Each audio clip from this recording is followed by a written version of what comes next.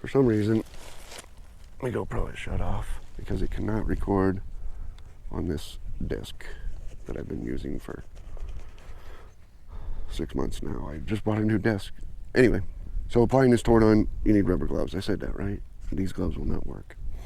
But there are a few, and this is not Tordon. I said that too, right? Stump right here after a couple days has been cut off. You can see it's pumping moisture through this area here of the log. It's pumping, obviously pumping sap out this area of the log. This area here is not pumping any moisture and not pumping any sap out of it. So clean your log first, right? Clean all that sawdust off of it. And then you take your sugar water, we're using sugar water as an example. This is about the same consistency as Tordon. And you apply it to this area of the log, around the outside, and this area here, this the growing area of your log. That's where you apply the Tordon, anywhere that'll sprout. However, you also have to apply it to anywhere that's cut, like this, or anywhere that fell, like these sticks that are sticking up here, where the notch fell. You've got to apply it to that area, and all of these that are broken here, because they will sprout. Anything that's broken off, anything that's cut off in the center, you're usually fine, but all of this broken stuff. And then anywhere out here that is exposed or damaged out here, you have to apply it to. And it'll probably sprout up somewhere down here, is probably what it'll do. But if you apply it to all these cut areas here, where you cut into the tree, and maybe even this area here that's exposed, has no bark on it, you should be fine. All these cutoffs get it. All the sapwood around the outside gets it, but no nutrients are going to the middle of this log, so it will not be enough to sprout. So there's no need to do it. A lot of people do, and a lot of times you'll see me on small ones. Small trees, you'll just cover that area with Tordon, or sugar water in this case. You see where this sprout broke off right there? You've got to put some Tordon in there, or it will keep coming. This one has a Humboldt notch here, so when you apply this, it's going to run down that Humboldt notch and run off the tree. Be very, very careful when you're applying this stuff so that none of it gets into your water system or waterway. You don't, and I apply it all the way across there because any of these things going up will sprout again. You don't need much, you just need a nice thin layer across there, and that's all you need. If you get this, fine. If you don't, you're fine. But you've got to get this little sprout here, which actually was a dead limb. I remember when I sawed it off, but so you don't have to get it. But if it was a live limb, you definitely have to get that area.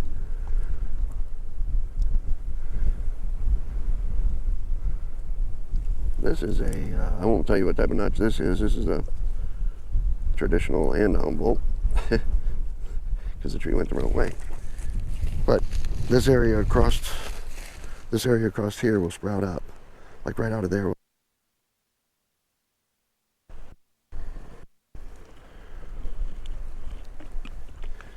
In this area, this may even sprout a sprout right out there, too, if you're not careful. And this limb would sprout if it was alive. These are cherry. And cherry, what will probably happen with this one, especially, is something will sprout out of this crack right here, maybe down there, and keep growing, and that tree will keep drawing nutrients from my field, which I don't want. But there's no way I can treat that to stop it. I've just got to wait until it sprouts and then come kill it, cut it off and kill it again. Cherry's real bad for sending up more sprouts. These wild cherry trees will definitely keep growing and keep sucking them. You see how that bark's pulled away right there? And keep sucking moisture out of the ditch.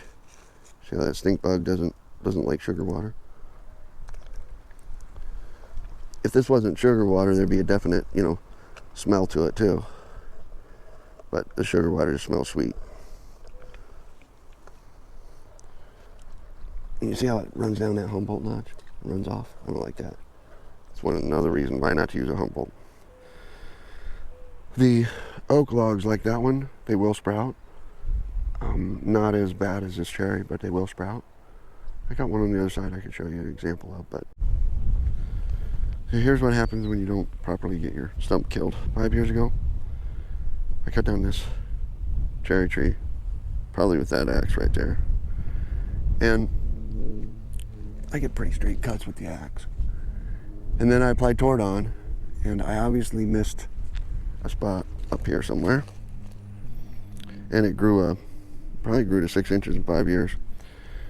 Grew a big tree around the edge of this stump. It's around the edge. It's not even actually the stump. It's around the edge of the stump. So I probably missed some spot back here with Tordon. And it grew another tree. And those roots from that tree continued to plug up my ditch, and they continued to grow in my farm field.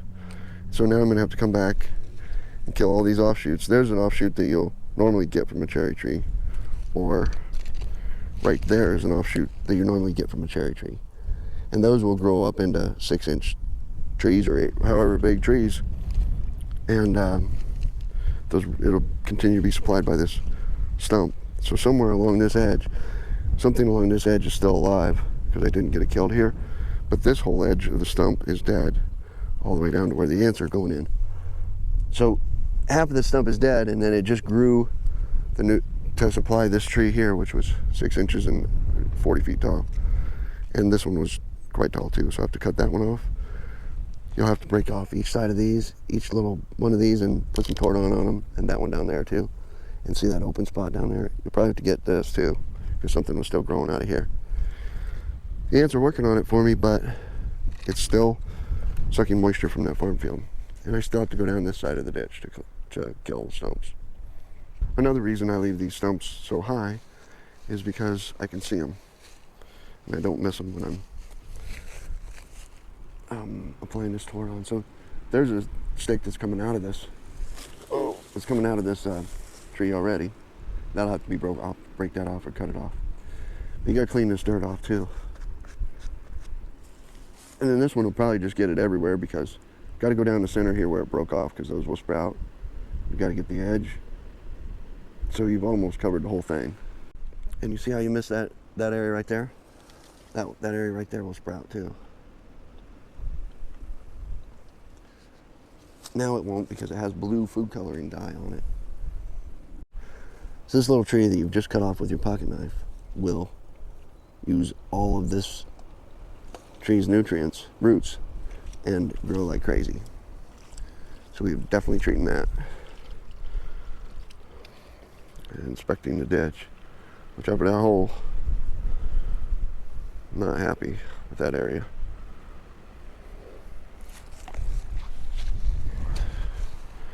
Oops, right behind me is another couple. Gotta clean the dirt off that. Get that whole notch and all the way down around the outside. And that's it. That's all you really have to do, is make sure you get the outside and around that notch. This is an oak. He won't be so bad, but he will sprout. I mean, and here's the perfect example of a problem here. Look at this. That's still attached to the tree and goes all the way up. You gotta kill that with your sugar water. I'm thinking these trees are gonna like this sugar water, so I'm probably gonna stop doing this video and go actually do something productive. Not that I'm gonna go apply Tordon, but I'm probably gonna do something productive. So like this little dude was snapped off too. I'll cut off with a chainsaw, and he will continue growing. And so will this little dude. So will that little dude is covered in dirt. And then we go all the way down that ditch,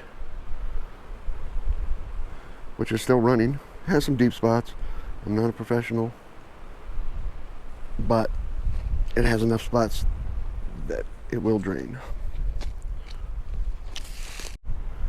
Okay, and that's it. After, I guess I could film all the way down, but that's what you need to do to every one of your stumps that's on here, except use the real Tordon or some other brush killing chemical, and don't use sugar water. It's not recommended at all. I'm just going to walk down this whole ditch with some real stuff and hopefully stop these trees from growing back.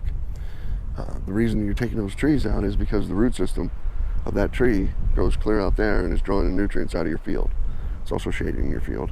And so if it still has a sprout that it can feed, those roots will still draw moisture. But if you kill that stump, those roots aren't drawing any moisture. They're not growing, and they'll just die underground, and that'll be good. You won't have to remove the whole stump. Thanks for watching. Like, subscribe. I don't know what's next on the agenda. Probably that